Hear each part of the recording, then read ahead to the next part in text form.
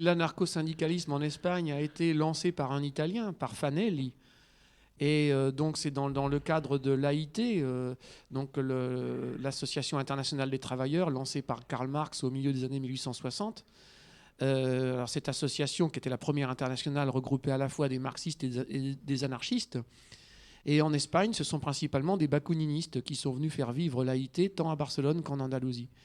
Et les anarchistes, d'ailleurs, dès cette époque-là, ont essayé d'instaurer un pouvoir insurrectionnel. Donc, c'est à l'époque de la Première République espagnole, en 1873. Ils ont instauré la Convention d'Alcoy, ce qui est donc dans le sud-est du pays. Ça doit être quelque part en Murcie ou dans le sud du pays valencien.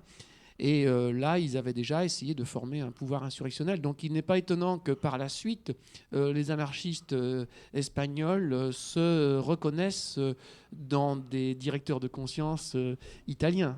C'est une tradition. Oui, les Italiens, au niveau de l'anarchisme, s'y connaissent. On l'a vu. Oui, d'autant que cette complicité révolutionnaire entre l'Italie et l'Espagne, on la retrouve dès le début du 19e siècle, puisque les Carbonari, les charbonniers, qui représentent donc les révolutionnaires libéraux et anti-absolutistes au début du 19e siècle, jouent souvent la même partition à la fois dans le royaume de Naples et en Espagne.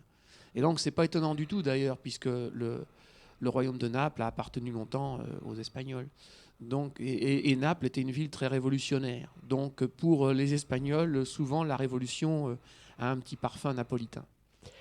On va voir justement quelle est la pensée anarcho-syndicaliste à cette époque. Qu'est-ce qu'ils réclament? Ils sont liés avec l'introduction dans l'Espagne de grandes industries, notamment en Catalogne. C'est pour ça qu'ils sont si forts là-bas et au Pays Basque. Qu'est-ce qui revendiquent ces gens de quelle pensée? Qu'est-ce que le bakouninisme, par exemple? Bien, le bakouninisme, c'est détruire l'État par tous les moyens, puisque l'État incarne le point parfait de l'aliénation et de l'exploitation de l'homme par l'homme pour les bakouninistes. Donc il faut mener des coups décidés pour abattre l'État et surtout dans ses formes centralisatrices. Donc, avant le déclenchement, avant 36, il y a eu toute une série, j'imagine, de vagues d'attentats pour préparer un peu les consciences, pour frapper les esprits. Oui, quoique non, je pense pas que il y a eu une vague d'attentats anarchistes très durs à Barcelone à la fin du 19e siècle et au début du 20e siècle. Donc ça a suffisamment traumatisé Alphonse XIII pour en faire un anti-anarchiste convaincu, puisqu'il a eu un attentat le jour de son mariage, ce qui est quand même pas très agréable. Mais disons que à l'époque de la Deuxième République, je n'ai pas souvenir d'attentats très marquants de la part des anarchistes. Bon, il y a effectivement des échanges de coups de feu entre voitures phalangistes et voitures anarchistes dans les rues de Barcelone, ce qui aurait bien plu aux metteurs en scène américains tels qu'on les trouve de nos jours. Ils ont manqué un peu leur époque. Mais d'attentats marquants contre des personnages importants de l'État, je n'en ai pas présent à l'esprit, sinon peut-être au début de l'année 36, parce que finalement, ce qui déclenche aussi la réaction des militaires en 1936, c'est que le leader de la monarchie, enfin des alphonsistes, des monarchistes alphonsistes, Calvo Sotelo, qui était le ministre des Finances du vieux Primo de Rivera à l'époque de la dictature, est abattu. D'ailleurs, après avoir été menacé par la pasionaria, Dolores Ibarruri, qui était la pasionaria du Parti communiste à l'époque. Et donc, après avoir été menacé au Cortés par la pasionaria, Calvo Sotelo est abattu. Et à ce moment-là, les militaires décident d'en finir. Mais il n'est pas abattu foncièrement par un anarchiste. Il est abattu par un garde républicain, c'est-à-dire par un membre des milices que la République a formé pour se protéger. Et donc, on peut penser que cet assassin, effectivement, a des sympathies anarchistes, mais il n'est pas étiqueté anarchiste. Il appartient à la force militaire de la République. Donc, vous voyez bien que l'attentat qui renverse la situation, en quelque sorte, n'est pas foncièrement commis par les anarchistes en tant que tels. Je pense que À l'époque de la Deuxième République, les anarchistes avaient plus important à faire que faire des attentats. Ils étaient en train de préparer des formes d'action insurrectionnelle et en s'appuyant déjà sur des formes d'autogestion. Parce que on l'a vu d'ailleurs dans les années 70 en France, où certains militants d'extrême gauche ont essayé de faire ça, notamment dans le conflit de l'Ypres.